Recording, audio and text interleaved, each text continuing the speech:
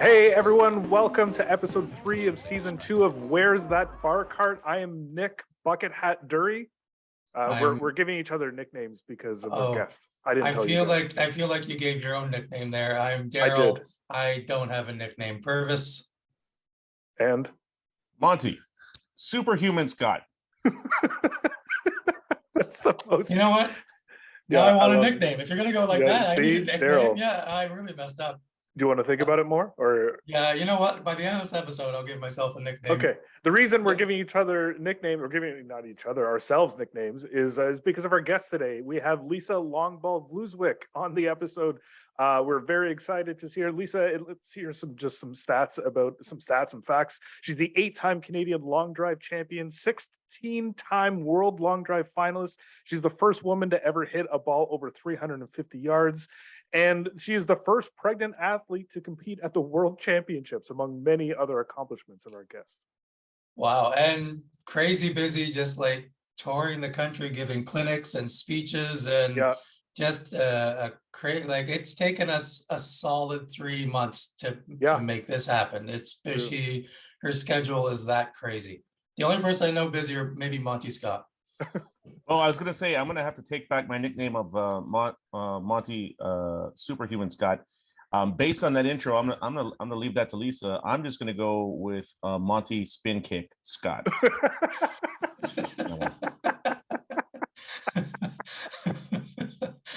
Have you been practicing? No. Oh. Don't need to. Once I start, I can't stop. That's dangerous on that apartment with those two 55-inch TVs. Yeah, I'll ransack my TVs. That's all I'll do. I like that we have. This is our second female long drive competitor that we've had. We've not had any males long drive competitor. Well, I did ask one, and he didn't respond. So I'm not even going to say who that was, but apparently too good for us. All right. Okay. Yeah. So screw that guy, unless he does eventually get back to us, and then we'd love to have him. In which case, we apologize. we should shout out Comedy Records. Thank you for hosting us on your podcast channel on YouTube. If you guys want to check us out on YouTube, go to Comedy Records, subscribe to Comedy Records. You can check out all the podcast feeds that they have. All the clips that we put of this podcast go up on that feed. So if you're subscribing previously to the Where's That Bar Cart YouTube channel, just go over to Comedy Records and subscribe to them, and you'll get all the exact same stuff. Shout out to Mark, our social media guy, who's absolutely killing it with all the posts. Yeah, and also, I mean, they have the Talking Raptors, if you're a Raptors fan, so you can watch or listen to their podcast. And they also have the Mermen podcast. Yes. With Forrest Shaw and I'm blanking on the name right now.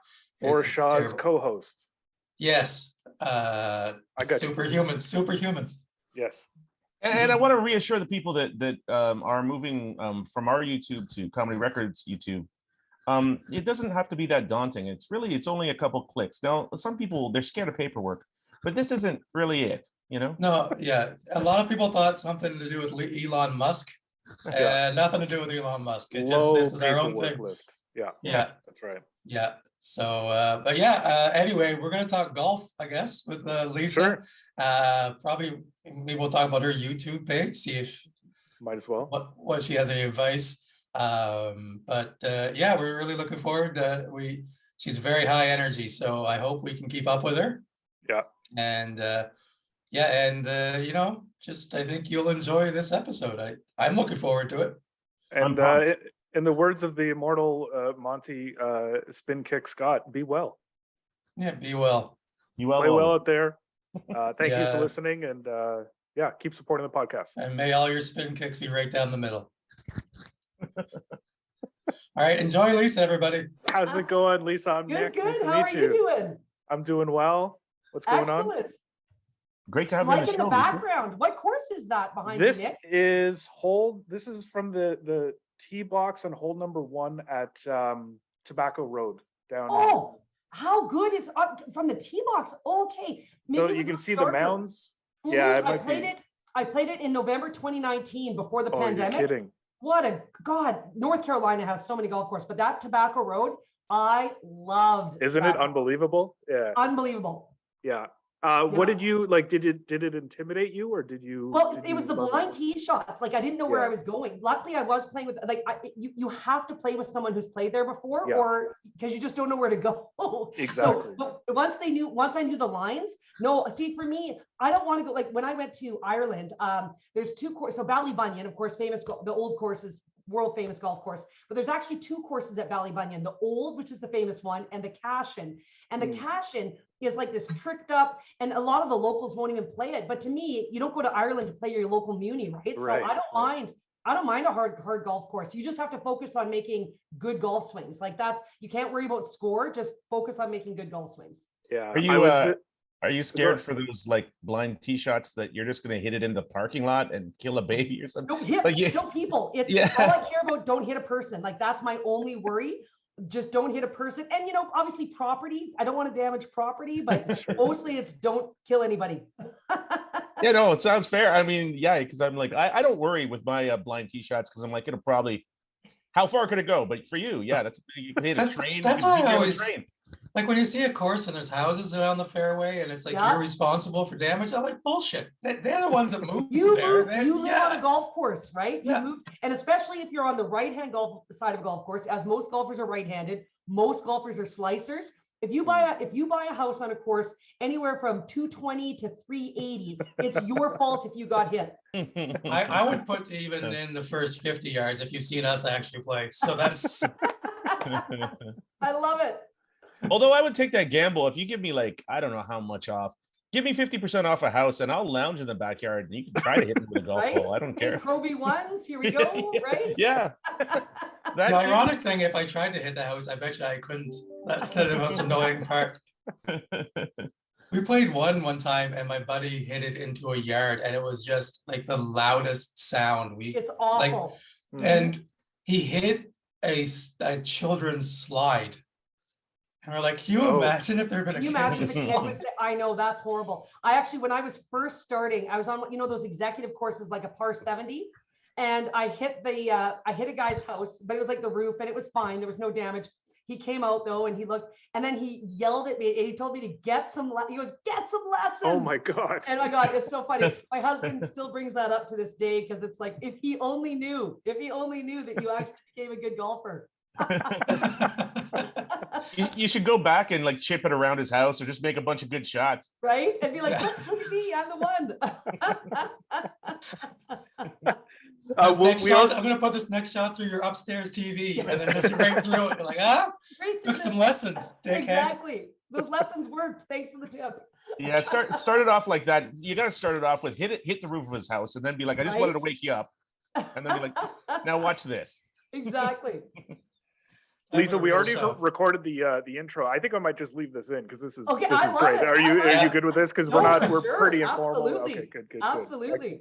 When was the last time you played? Like, you're in Alberta, right? Oh yeah, but holy cow. So I'm in Alberta, but it's been 20-30 degrees Celsius in October. Like this is, of course, 30 is like 90 Fahrenheit. So we've been killing it. It's like 25 today. It's but I actually played 2 weeks ago in Cape Breton, Nova Scotia.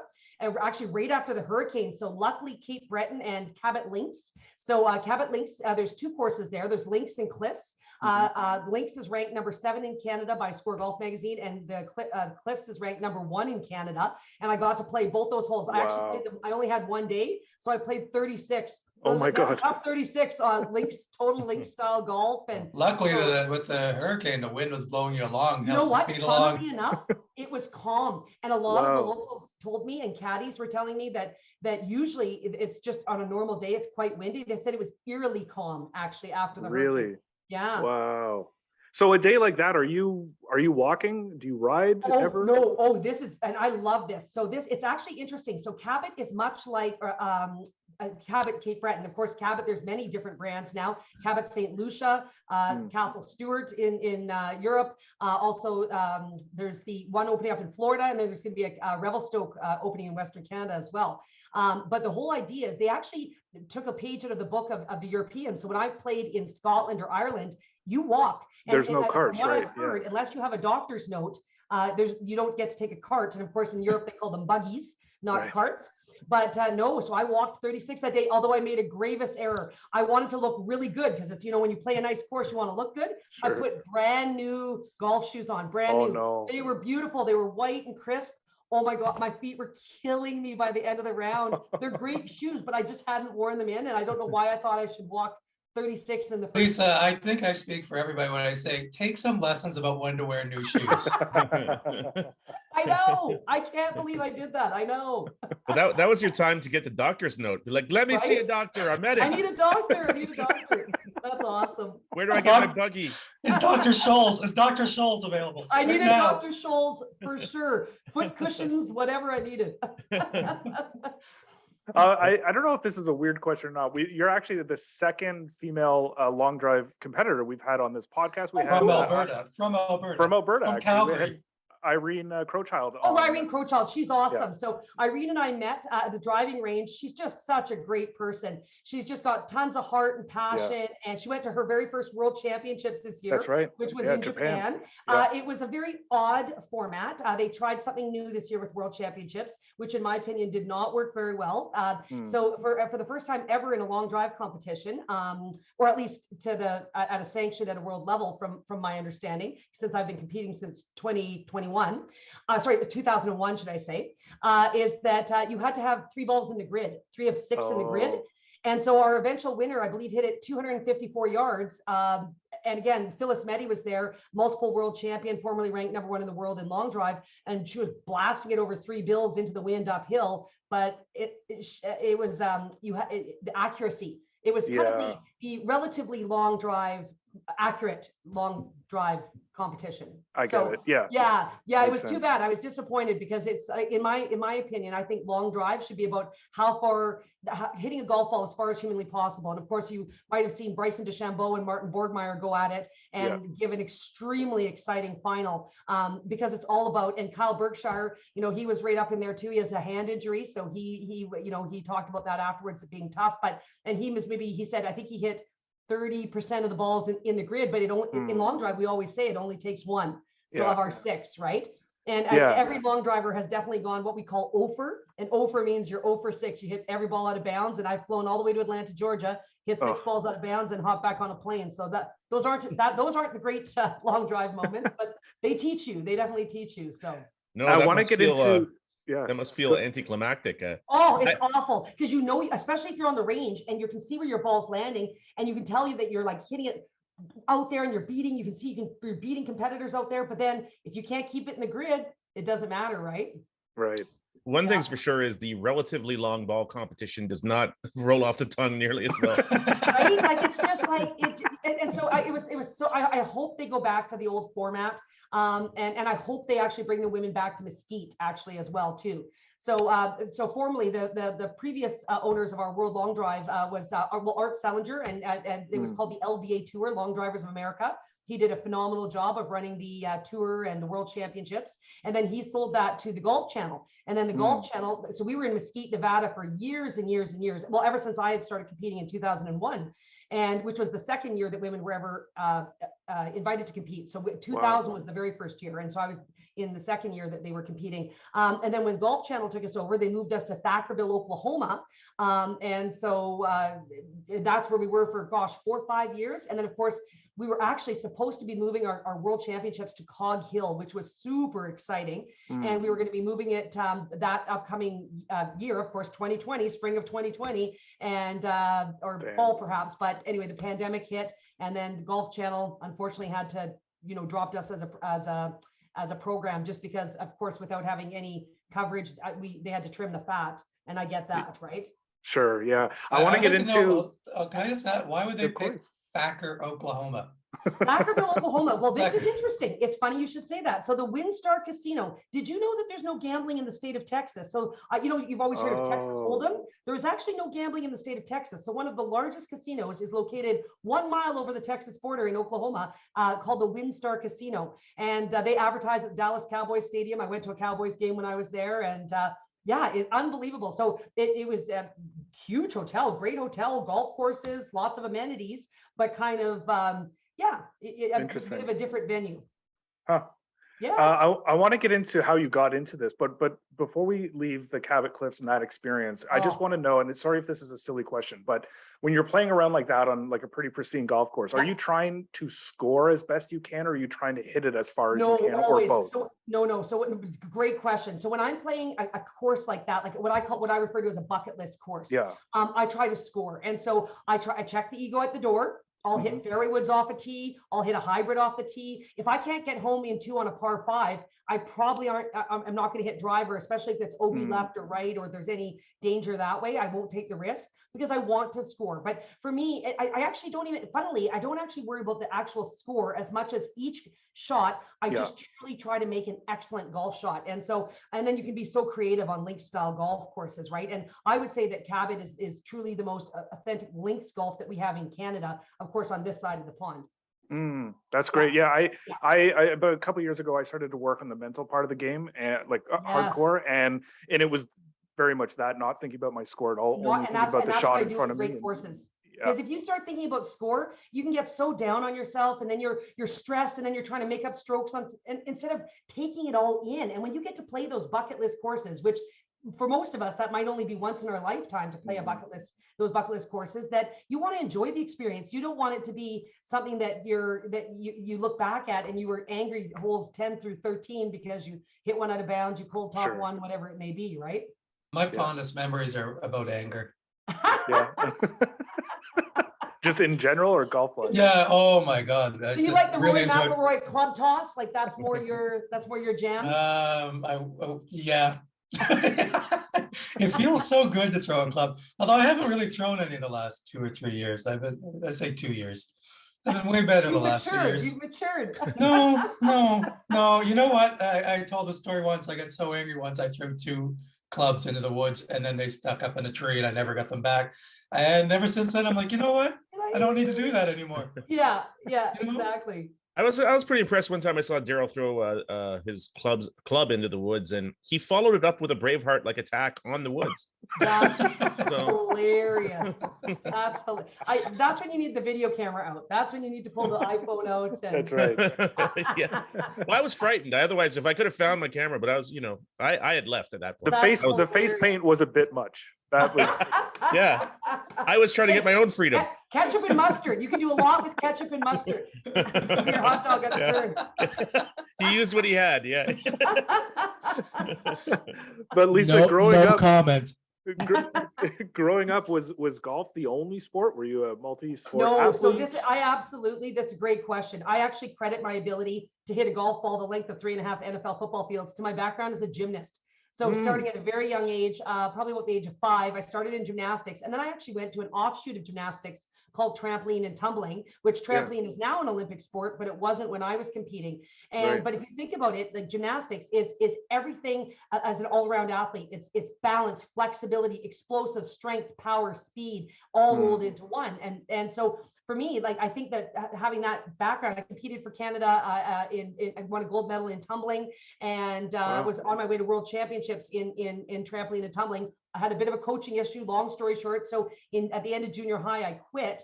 But because of my background, I went into track and field. So I ended up competing for the University of Calgary varsity track and field team in heptathlon, our inter-university series. Yeah, it was only a triathlon. So running, jumping, throwing was hurdles, long jump, shot put.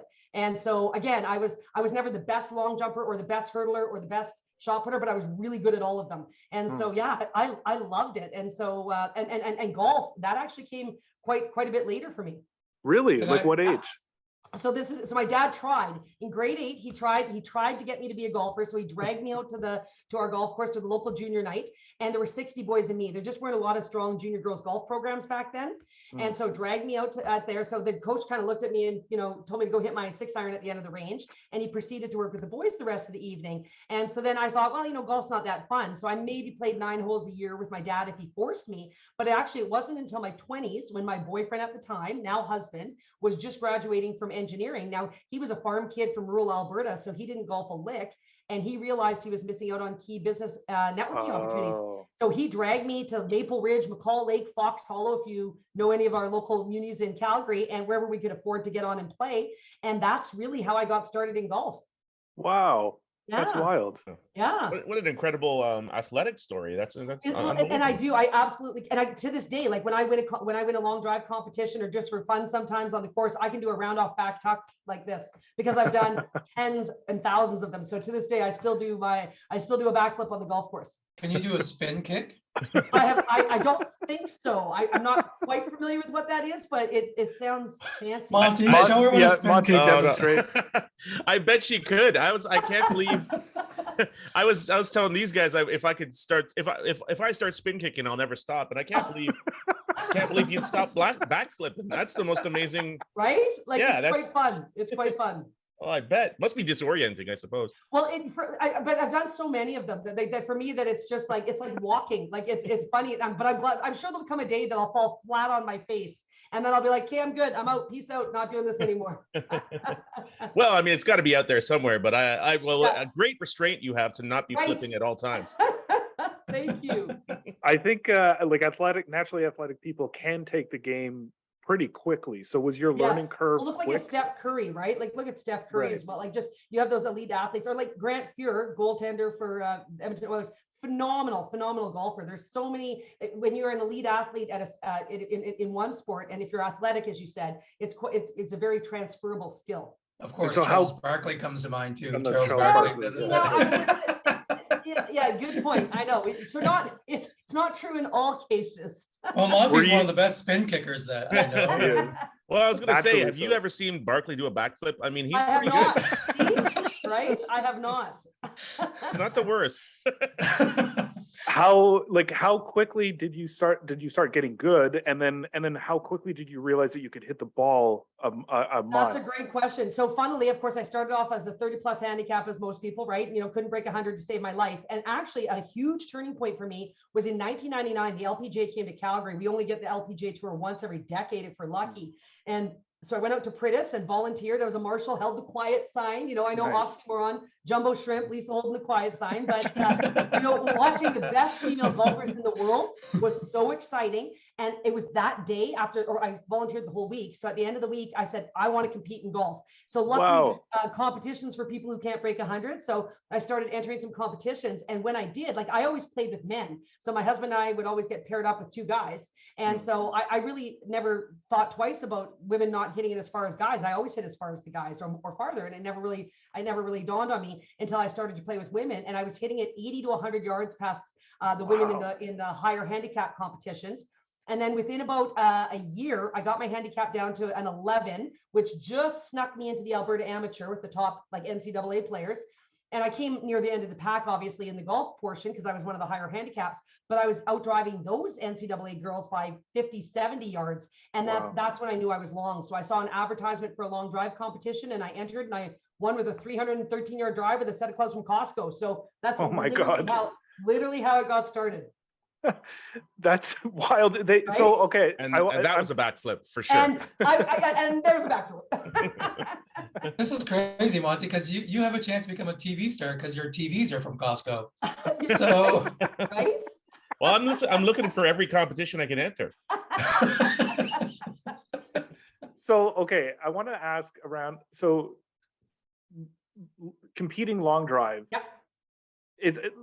Like a different sport analogy comes to mind where they talk about like home run swings or players playing in the home run derby can mess up their swing because it's just not, you're trying to hit it far and all that. So how, as you're learning to get better at golf, but then also trying to hit it far, are those two things in conflict or are they sort of happening at the same time? So that's a great question. Interestingly enough, I find it's a bit of an easier transition for women just because we don't have the same size and strength as men. So when you watch even the PGA Tour, if you want to replicate a swing for your viewers, if you want to replicate a swing, you want to watch an LPGA Tour swing versus a PGA Tour swing just because they're so smooth and fluid and it's something that that's repeatable that you could do, versus someone that's like a Bryson DeChambeau or obviously Fred Fred Couples. Anyone could copy Fred Couples' swing if they could, then that would be unbelievable. But usually like a Tiger Woods, those are harder swings to replicate. But I think for women, like I found that most of the girls that were top in the world in long drive were also phenomenal golfers. And many of the men are too, but some of the guys are just great at long drive. But you've got like your Jamie Sadlowski, 2-time world champion from Canada. He's still vying to try to get up on the PGA Tour, has had some phenomenal mini tour events and so forth. And David Mobley was another one. So a lot of the guys are single digit or plus handicaps as well. But I do think when you're trying to swing as hard as humanly possible at the ball, it does leak into your golf game. And again, tempo. In my opinion, if you want a great golf swing, tempo is really important. Now, I do think you can accelerate that for drive and still keep the rest of your game, with that better tempo, but it does definitely add an element of the ability to lose that ball, out of bounds or whatever, or like the longer shafts. So a standard gentleman's driver is, let's call it 45 inches, standard ladies driver 43 and a half. Well, USGA allows up to 48 inches. So most long drive competitors will go up to the 48-inch shaft. Like, so the longer your shaft, the more club head speed you'll generate, but the harder it is to hit straight. That's wild. Yeah. We're all comedians, and as comedians, certainly in this country, we're always faced with this dilemma of like, when can we lean into comedy and try to do comedy full time as like our main thing? And it's very difficult to make money. When was that moment for you of like, this is where I'm going to lean in. This is going to be what my career is. Like, what was that? That's a scary thing to do. And so I was an elementary school teacher. I'm absolutely passionate about teaching. It's all I was a gymnastics coach, a day camp leader, a Sunday school teacher. All I ever wanted to do as a teacher. And so I taught mostly grade 5 and 6 and a little bit of language arts and social studies in junior high. And then I discovered this weird, freaky ability to hit a golf ball a long way. And after my first world championships, I'd come top 10 in the world, and I was doing well on the world tour, and there was a long drive tour down in the US. And I knew to get to that next level, or to be world class, truly world class, you can't have a full-time job. But imagine approaching your spouse and saying, "Oh, hello, sweetheart. I think I'm going to quit my job and become a professional long driver." I'm assuming comedian is probably better than long. Like that would be a better response than saying, I don't think so. I don't know. I think it vastly depends on how you hit the ball. I love it. And so there was a long drive tour in the United States, Chicago, New York, Albuquerque, was all over the US. And then I was so lucky to have a supportive husband that said, "You know what, Lisa," he said, "you have a limited chance to be the best in the world in something. Do it." And even though I had a job with a pension, because what's a pension? No one even knows what that is anymore. Right. I left it all behind for this moment. So, and what led me to that? I think it was, I was asked to do a corporate and charity golf outing where a company said, "Lisa, look, we'd love for you to come to our corporate outing, hit balls on a par 5, and raise money for charity. And then actually we'd love for you to be our opening keynote speaker as well. Oh. Do you do that?" And I'm like, "Oh yeah, absolutely, I do that." I'm like, "Oh my God, what's a keynote speaker?" It's Google. And so that's when I realized and I looked at, that I could potentially make a living making a combination of training, competing. I wouldn't say with the purses for the women's division, you could ever retire, let's put it that way. But like for the men's division, I think Jamie Sadlowski, the prize at one point for the men was $250,000 for first place. Wow. And so which is great for the women. I think it's been as high as, I believe, 20,000 for first, maybe 25. That might be, but it's pretty close to, would be the kind of, so again, you're not retiring on that sort of money. But then if I could do corporate and charity tournaments, keynote speaking, then I thought, let's give it a go. But I think that if you're really going to try something, if you really want to try to be the best in the world, you can't be half and half in two worlds. You have to just throw yourself into it. And then it creates desperation as well too. When you don't have a job, you're then like, okay, well, I guess I better get good at this. Well, and we were talking in the introduction about just how busy you are and how hard it was to narrow this down to it. How many days a year are you away from home? Oh man. So I do have a son who's in grade 10, just started grade 10. So I protected my time at certain times of the year. And what's great with what I do with my travel is that I can go away for a day or two, or, 3 maybe. But then I'm home for 2-3 weeks straight, which most parents don't have that luxury, that I'm with my son, 24 hours. I can drive him to school, make lunches, help him with homework, take him to hockey, the whole 9 yards. But then, so I'm gone for a couple days at a time, but then I'm home for 2 weeks at a time. And, so I would say I'm probably on the road. Oh, well, of course, coming out of the pandemic, the pandemic was totally a bit of a whirlwind, but I would say at least twice a month. I'm probably out of the country at least twice a month. And then within Canada, probably another four or five trips, depending, a month that I could be traveling. But again, that could be fly to Toronto, do an event, come back the next day. Yeah. For what you do in golf, do you get more out of a range session or on a course? No, I would say for the range, like that people always say, "Oh, Lisa, wow, you must golf all the time." When you're getting ready for a competition, and again, because I wear so many hats, that that I'm a keynote speaker, I'm a golf entertainer at corporate and charity tournaments. I run my own golf school for women in Canada and the US, and I'm a golf journalist. So because of all those hats, I don't have 4.5 hours to go just practice my game a lot. Sure. So yes, I having 2-hour range sessions, dedicated range sessions where I'm striking balls, really working on club head speed, contact, spin rates, the whole 9 yards. I get far more out of that for what I want to do for long drive than playing 18 holes. So I actually don't get to play that much golf. Interesting. What about off the course in terms of like training? Because you're obviously like naturally athletic, but is there anything that you need to do or not do, like physically off the course training wise, to stay in shape? Two things. So what you do need to do, for any of your viewers who are looking to add distance to their own games, a few things that you want to work on, doing the bench presses, and you could bench press, those were curls. So if you curls, bench press, you could do 1,000 of those a day, and you're not going to hit the golf ball 1 yard longer. What you really want to focus on is your core. So your obliques, anything to do with your turning muscles. So Russian twists are awesome for that. Any core planking, like all of that is fantastic. Yoga. And the reason yoga is great is because if you want to hit it a long way, you need to create coil and torque. You need to be able to wind up and unwind.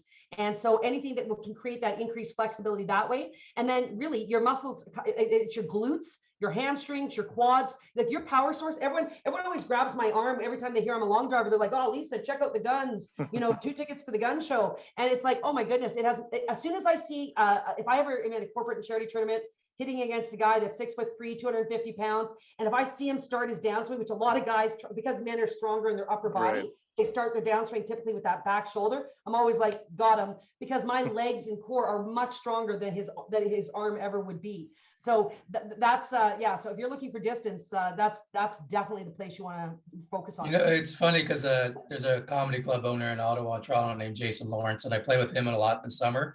Yeah. And he's a terrible golfer. If he's listening to this, Jason, just terrible.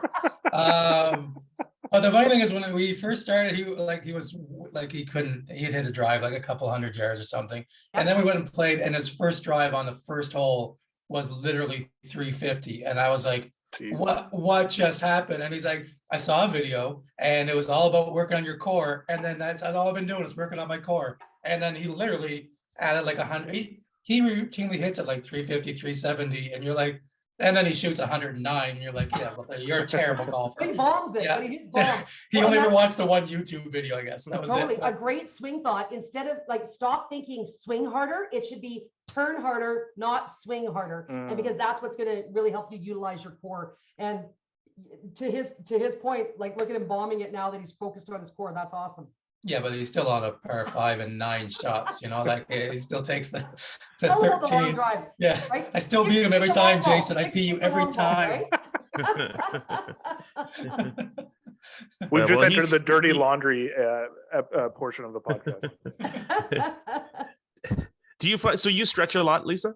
Oh, stretching, rollers. If that's something else I'd recommend, if you have any of those foam rollers are awesome. And then stretching, absolutely stretching, lower back, and anything to help keep you pliable, moving. So, and then on the golf course, like, I never would play a round of golf without just doing a few stretches to start with. If any of your viewers want to kind of get a sense of what a 5-minute warm-up could look like, I've got it on my YouTube channel, Lisa LONGBALL. If you go to playlists and then find golf instructional videos. I did 3 huge series for Golf Town that have had 5 million views, I believe, worldwide. And I've had people all over the world tell me, Lisa, I've added 30 yards to my drive, wow, I'm just hitting it so much longer. And so if you're looking for that, I've got a warm-up video there that would kind of go through all the warm-ups, but everything's free there. And if you're interested, it's an awesome way to figure out how to start warming up.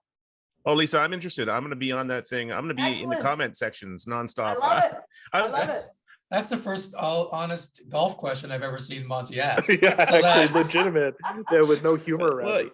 Yeah, it's a flexibility question too. Well, you see, I seem to be aging, and yes, I found like I never stretched before, and I was like, maybe I should try. All these people have been talking about it for all these years. It might be worth it. It might be worth it. Well, and again, as we age, you're right. As we age, and if you play any in Canada, of course, you're used to our shoulder seasons, whether that be fall or spring, and it gets colder, your muscles restrict. So tight muscles can't get into the same positions, and some of your errant shots might just be because your back isn't warmed up. So if you just warmed up your just like, there's a quick little twisting exercise I talk about, and boom, your muscles can get into better positions to help you hit that better shot.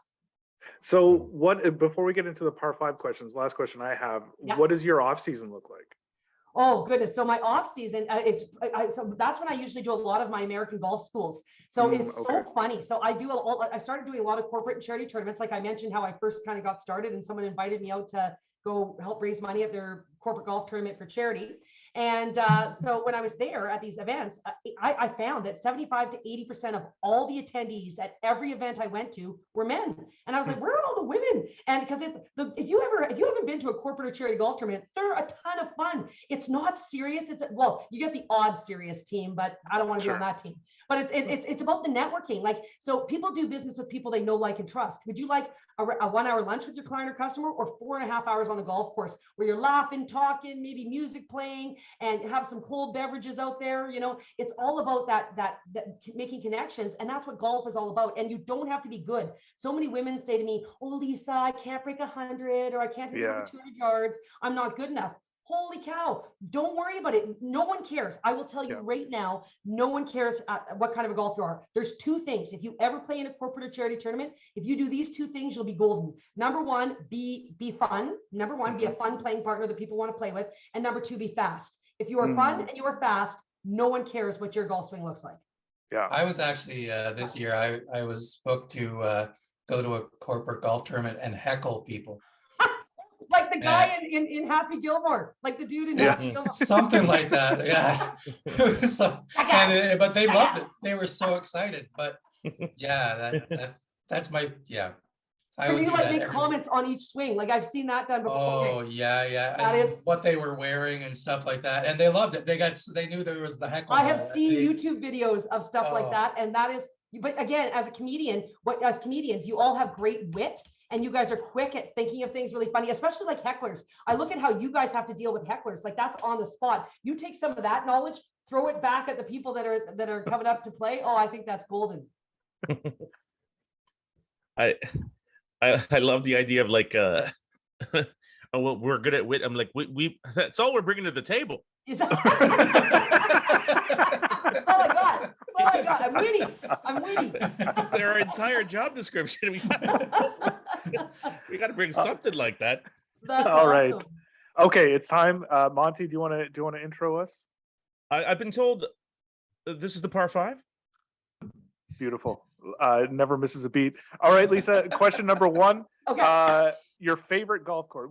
Question 1A. Your favorite golf course. Okay, so the favorite that I've ever played, or the favorite that I haven't ever played?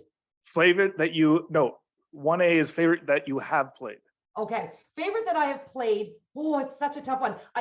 I'm tossed. Royal County down in Ireland would be on there. Pebble Beach also. But if I really had to pick it, it's going to be the old course at St. Andrews. When you are standing on the first tee with the R&A building behind you, and that you know that every great golfer that has ever played the game has stood in that exact spot, it overwhelms you. Really? It overwhelms you. Now, the course itself kind of looks a little bit like a goat track. So you're kind of like, oh, not really. But it's the experience. And it's just, it's amazing. So I would say that's my very favorite course I've ever played.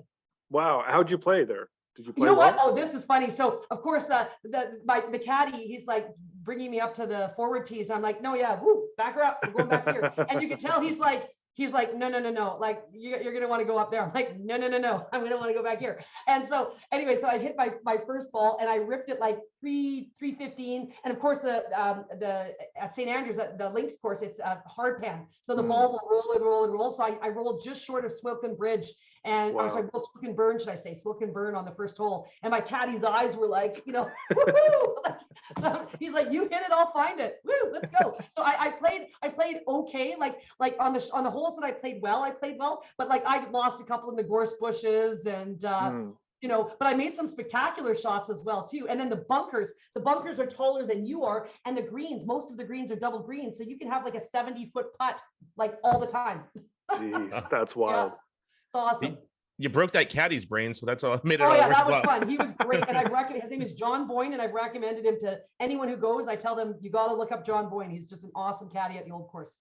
A little sexist, though, I'm going to say. A little sexist No, to start, and then he just was used to. He was just used to Sure. women going from there. But the second he saw, he was all in. He was like loving it. He thought it was great. I don't think anyone's ever been better suited to answer part B of this question. So other than St. Andrews, which you played, Pebble, which you played, or Augusta, which I don't know if you played. I have not played Augusta, but I've been there. Okay, so other than those three courses, what course ideally would you want to play? Oh, I would say my bucket list, like other than those, the one obviously Augusta is the one of those I haven't played that I'm dying to play. Cypress Point. I have heard such amazing things about Cypress Point. The pictures are so spectacular. I love that oceanside golf. And so Cypress Point, it's a very private golf course, but that is one I would absolutely love to play. Excellent. Yeah. Great. Okay. Question number 2. Okay. You can put together your ideal foursome with the caveat, no LPGA, no PGA, no Live Tour players. Who's rounding out your foursome?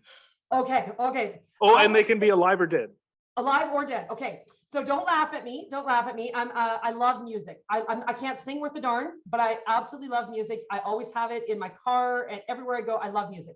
Dave Matthews. I would want Dave Matthews in my foursome with me. I am a huge Dave Matthews Band fan. I have seen him many times. I went to the Gorge to see him at Labor Day weekend. And I've camped. I'm not a camper, but yet I camped for Dave Matthews. Wow. So I would love to just pick his brain and talk to him. I think he's a phenomenal lyricist. So I want him in my foursome. I would say Michael Jordan. I am fascinated by Michael Jordan. I'm fascinated by who he is, what he's done, what he's achieved. I fell in love with his documentary over the pandemic. I enjoyed watching that. What he does, he's passionate about golf as well too. But I just, what he's accomplished and what he has done in his life and in his story, I just think I could listen to him all day long and I could hear a different story every hole. And just love it. He's going to be, if you got the chance to play with him, he would be insanely competitive with you, especially for how long you hit it. So and how would too? And he probably has great trash talk. I think he has great, from what I hear, he's got great trash talk. So how would you respond? How would you respond to that? Would that make you nervous? And I wouldn't have a bank account like his, so I don't know. I don't know. I probably would fold like an old suit, a crappy suit. I would be terrible. Or a house of cards. But I think I would just, if he would allow to play for a little less money than he's normally used to playing against Tiger with or whatever he has, I would love to try it. I would love to try it. I feel like if you were playing with Dave Matthews and Michael Jordan, you'd have to cuddle Dave Matthews from the abuse he would take from Michael Jordan. I think he would totally be mean to him. Well, not mean, but try to get in the kitchen. He'd get in the kitchen, right? Especially because Dave Matthews, that'd be like an 8-hour round. He's got a jam on every goddamn hole. It'd be terrible. Listen, you got to do a lot of heavy lifting in this threesome so far. Right? You guys say what you want, but I've heard a couple things about Dave Matthews. He's an assassin. An assassin. See, I don't know these stories. I just think he's just a cool dude. In my opinion, he's just a cool dude. Okay, and then my third to round out my foursome, Kevin Costner. I love movies. Wow. I love movies like no one loves movies. And Kevin Costner is one of my favorite actors. I've had a chance to meet him. He actually played at the Teleskins game in Halifax at Glen Arbor. phenomenal golfer. He opened for Tom Cochrane. How do you like that? Opening for Tom Cochrane, right? Damn. Unbelievable. Wow. So I had a chance to visit with him. And Yellowstone, please tell me you guys watch Yellowstone, right? Daryl, Hold on. Can Daryl we back needs a up? moment. I'm very confused. Kevin Costner opened for Tom Cochrane? Yes.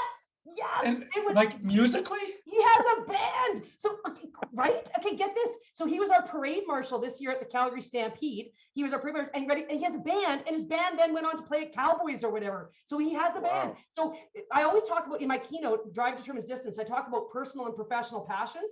His professional passion is acting and directing. His personal passion is singing. He has a band. Now, Wow. Oh, poor Dave Matthews. Not Oh great. my not God, that I great, feel yeah. so bad for Dave Matthews.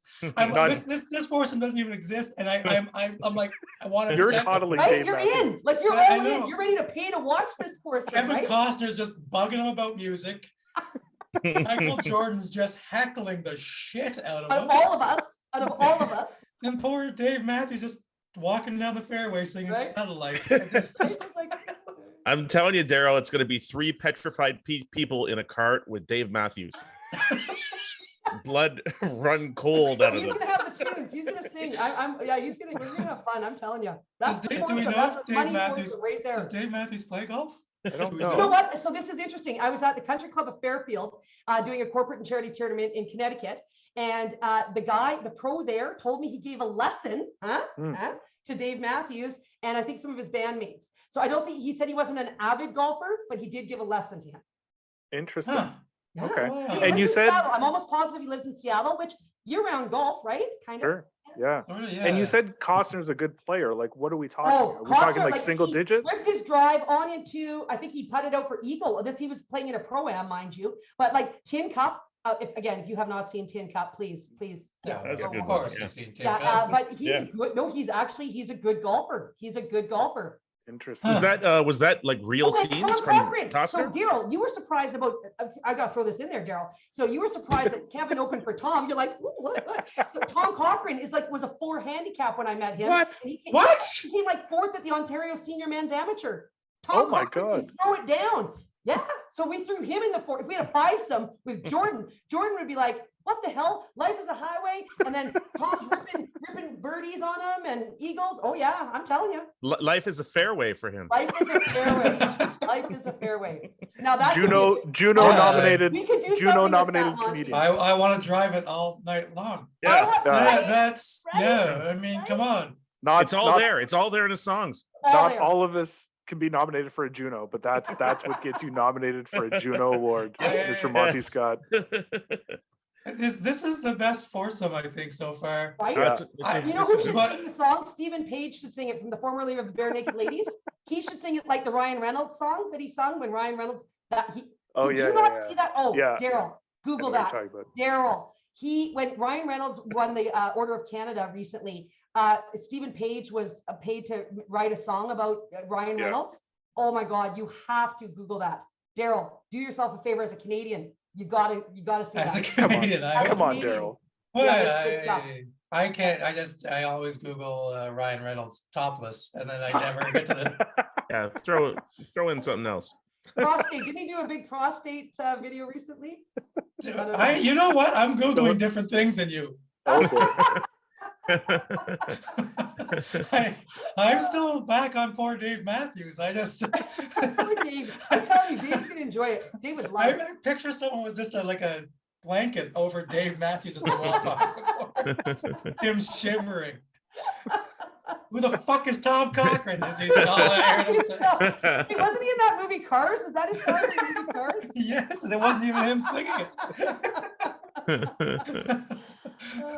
Oh boy. Okay. Question number 3. You sort of alluded to maybe having a couple cold drinks on the golf course. I'm not sure if you drink alcohol on the golf course ever, but you're playing in late July. It's a fun round. The bar cart comes up. Are you ordering? You're anything in from the Cape bar Breton. cart? You're in Cape Breton. Right? And Cape and- Breton, that was hardcore. There's no cart girl. There's no a cart guy, girl, whatever. No, there's no beverage cart going around in Cape Breton. But if you're at that July rounds with some friends having a great Yeah. time, I'm probably ordering a Radler. I saw. A Radler? Were you drinking, Daryl? Were you drinking a Radler there? I thought I saw. No, I'm drinking a raspberry peach from Brickworks Cidery, guys, and Brickworks. Okay, If you're listening to this, we'll love to have you on board.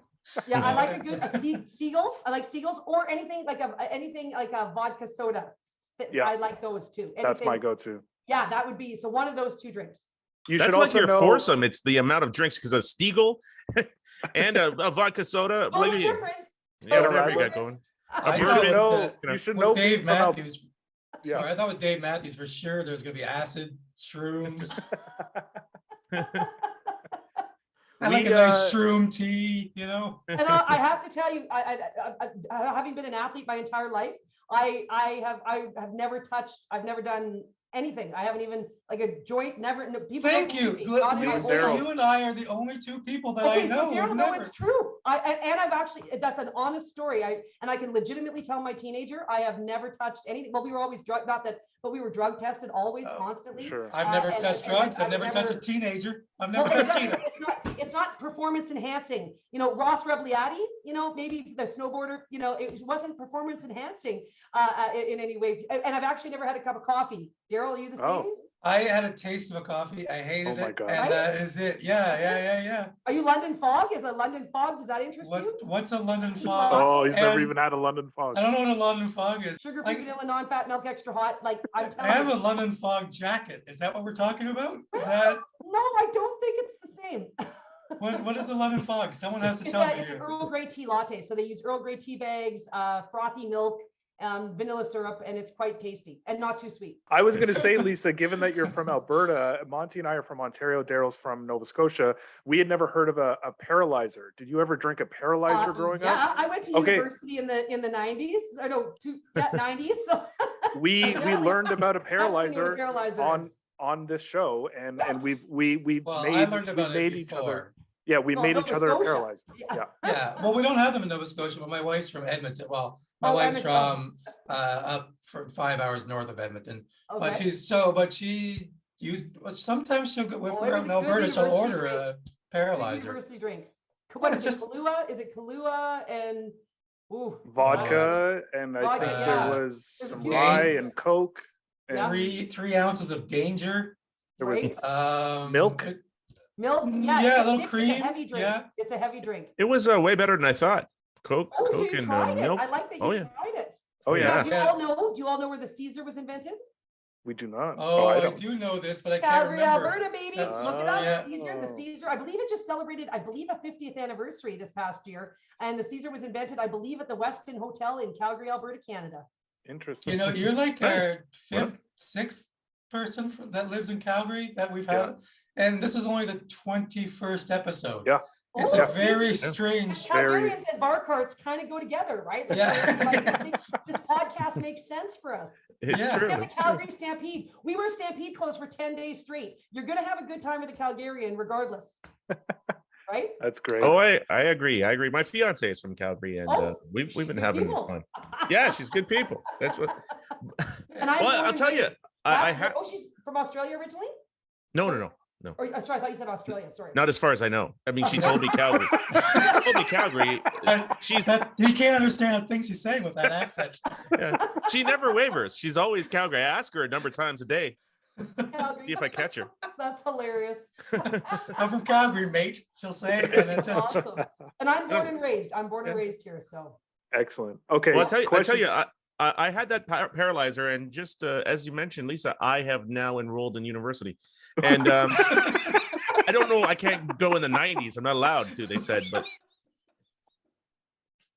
you applied for the university Coconut in the Joe's. 90s? Ask your wife. Well, your wife is probably much younger than I am, but ask her about Coconut Joe's. She might know what Coconut Joe's is. Okay, I'll ask her about Coconut Joe's for sure. On Electric Avenue. Electric Avenue, that was with that 04, well, no, that was a different, I was thinking that was 17th Avenue, our 04 Cup run when we were trying to win a cup. When we actually scored in Game 6, I'm not sure if you guys are hockey fans. Oh, yeah. Game 6 against Tampa. Martin I remember that series. Yeah. Yeah. I was rooting for him on that one. Were we ever? I always root for them. Okay, question number 4. This is around emotions on the golf course. So you have the choice of answering either what's the angriest you've ever seen someone on the golf course, or how do you keep from losing it on the golf course? You know, it's funny. I don't get angry. For me, anger isn't things. So I'll share a story that I was playing in a charity golf tournament, and it was an expensive charity golf tournament. So fancy, right? It's supposed to be fancy.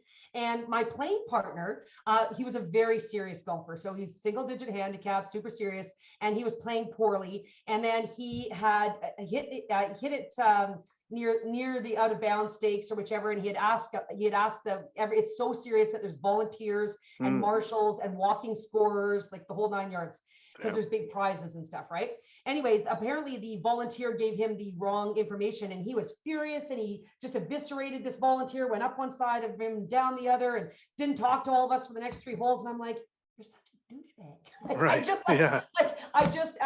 And to me, I won't play golf with people like that. Like, I don't enjoy playing golf with people like that. I don't, to me, it's just, and then you're not going to talk to me for 3 holes because you had a bad shot. Like, come on. Like, so yeah, to me, that ruins it. I would rather play with someone who shoots 130 and has a super good time than someone who's shooting 68 and a complete jerk. Yeah. Yeah. Great. Love it. That's what Dave Matthews was probably like, just a complete jerk. I bet Dave Matthews is so good that way, right? He would never yell at a marshal ever. He'd probably serenade a marshal though. No, yeah. He need to hit a bad shot, pick up a guitar is what he would do. That would be a 130 golfer so at some point playing guitar to a marshal. I'm like, can you pick it up a little bit? Let's pick up the pace, Dave. Pick up the pace, Dave. Again, an 8-hour round because of Dave Matthews. 8 hours. That's great. Okay, the final question is your favorite golf moment, which I know is quite a big question. And this could be, I'm assuming this is going to be something you've experienced or something you witness on TV, but I got to imagine it's something that in your career that you've experienced. What's your favorite golf moment? Thinking about that, like, so for me personally, when I won my, I won my first LDA tour event, because I remember my first year, so the first Long Drivers of America tour event, and I was competing against the reigning world champion and 2 former world champions. And my first year on tour, I had like a 7th place and a 9th place, and I hit 6 balls out of bounds in Atlanta. And being a professional athlete or golfer is not like being a professional athlete. Like when you're a professional, like a baseball player, football player, basketball player, you get paid whether you ride pine, whether you lose every game. It doesn't matter. But whereas in golf, you only get paid if you do well. So in ladies long drive, if you're not coming top 1 or 2, maybe 3, you're not even coming close to getting your expenses back. So it's a really tough go of it. So when I finally won my first tour event, it was in Des Moines, Iowa, of all places. And I hit it, I hit it 315 yards, and it was very humid conditions. And as I said, to beat the reigning champion, I did a backflip. The backflip definitely came out. It was on ESPN. So the backflip came out, but it was just that moment that it's like, you know what, Lisa, all the hard work, all the training, all the being so nervous about quitting my job and resigning my school teaching position, it made it all worth it for that moment to say, I am good enough. And it was worth it, and I deserve to be here. So that was probably my personally. But if you think TV wise, there's 2 moments. One, when Jack Nicklaus, I was in elementary school, and my dad loved Jack Nicklaus, but when he won the 86 Masters and was watched, and everyone was glued to the TV to watch when he won, that was an unbelievable Masters. And actually when Tiger won recently, I think, was that 2019? Was that 2019? Oh, yeah. From all the problems that he's had. I don't care if you don't like him as a human being. I don't care what your opinion, the way he came back and how he fought and to that win was so inspiring. So inspiring. Oh, what a great answer. That's fantastic. Yeah. So we're done to par 5. So this is one of those questions, but what is the next, like, what does success look like for you in the next, like, 5-10 years? Like, what do you want to achieve?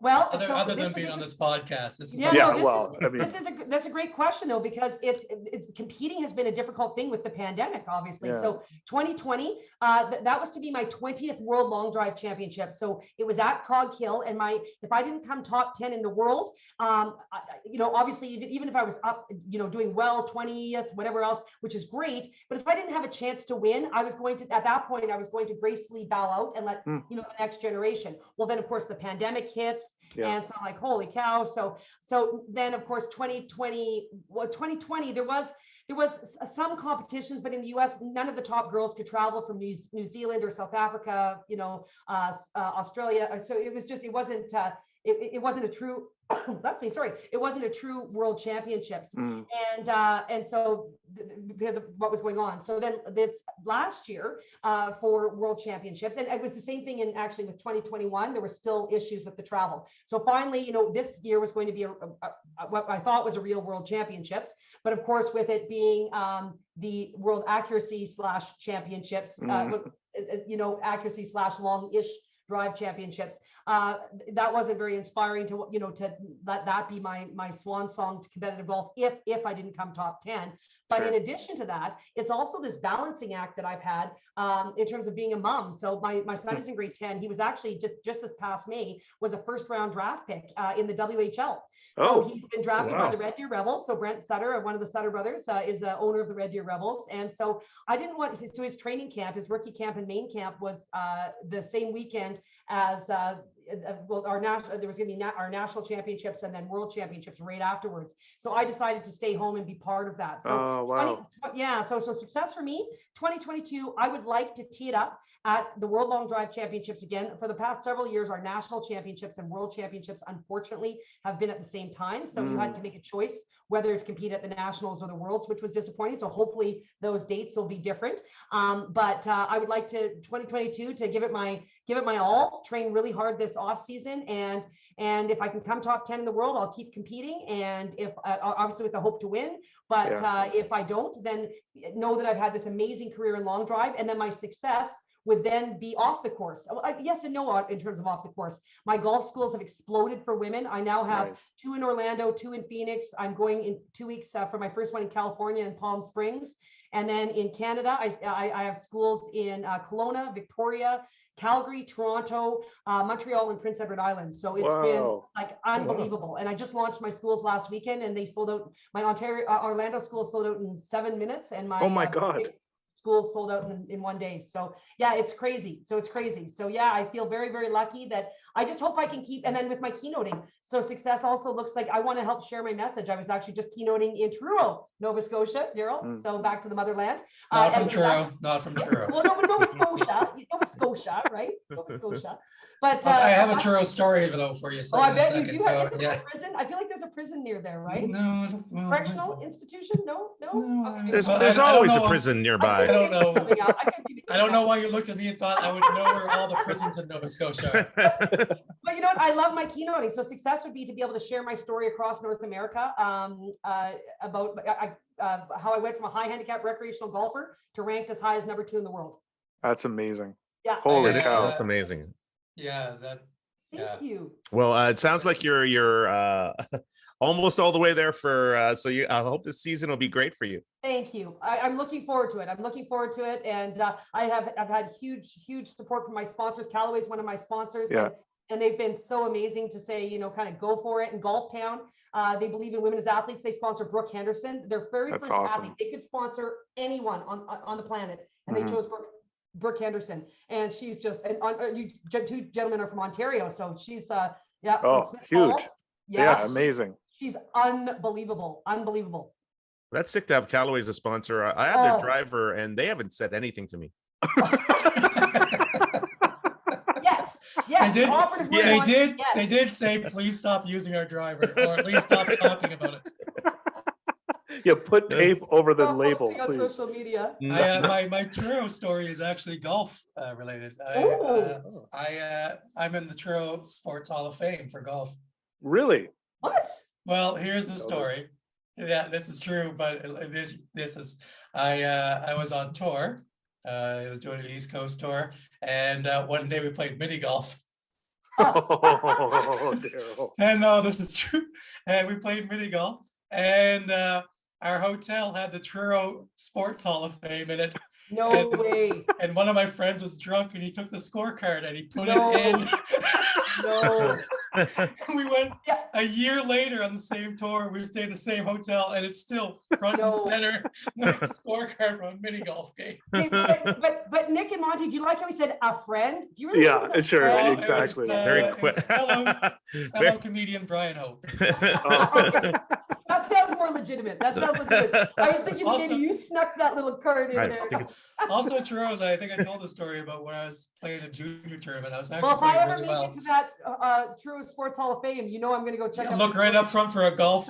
I was just there. I There was you go. just there. That's where I grabbed Churros, where I grabbed an electric fence in the middle of a tournament Oh. once when I was like 1 over on the 13th or 14th hole, and I grabbed it when I was like 15 or something, and that was it for me. That was it. Wow. Yeah. Yeah. Downhill. Lisa, this was amazing. Thank you. Yeah. You are so welcome. You are so My welcome. Gentlemen, God. thank you for your patience. I know it was a bit of a difficulty scheduling, but it was. No. We were so it was excited. well worth it. It was so you were amazing. Oh, And thank this is you. a- Thank you for everything you're doing for golf. Like this is what golf's about. It should be about laughing, fun, sorry, talking. we're ruining This it. to me, this is the 19th hole. This is what golf is all about, right? I love it. Yeah. Well, we're pretty that's excited. We awesome. have Dave Matthews on next week. Yeah. Hey, Lord. I'll be watching. I'll be watching. Thanks so much. You were Lisa. amazing. Thank you so You're much. Thank you so much, fantastic. Lisa. Okay, Great have to a meet great you. off season, guys. All right. Yeah, you you too. too. Okay, Have a bye. great Take season. care. Take Bye. care. Thank you. Bye. That was Lisa Longball. And that Oh was my amazing. God. So worth Oh, the yeah, wait. what fun. Oh my God. Yeah, I sent high energy, and she did not disappoint. No, I didn't know the background at all. I thought I researched, but I didn't know her athletic background, and getting into golf late like that and becoming good. And Oh. just, we didn't really, I always feel like I didn't ask about, the sort of gender stuff when it comes to golf, but it sounds like she just sort of meets it head on. It's like, no, don't walk me to that front tee. I go to the back tee, which is fantastic. Yeah, good for her. That's the way. Yeah. Oh, As, no, as you know, as the only woke golf podcast, I think that was Yeah, that we. that's right. Well, I've always said it's our motto: too woke, too furious.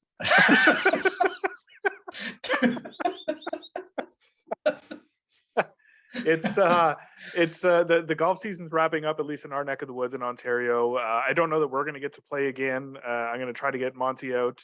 Gina, we still promise you that we'll try to get out, but we're wrapping up. But we're going to keep going. This podcast going. We got a new logo. I hope you guys like the new logo. We spent a lot of time on that. We've obviously got the Comedy Records podcast network happening. We've got some potential sponsorships. We've got some very exciting guests coming up. So I'm excited. We're head on. Follow us on Twitter, Instagram, TikTok, in YouTube, and give us the 5-star treatment on wherever you listen to our podcast. And That'd be great.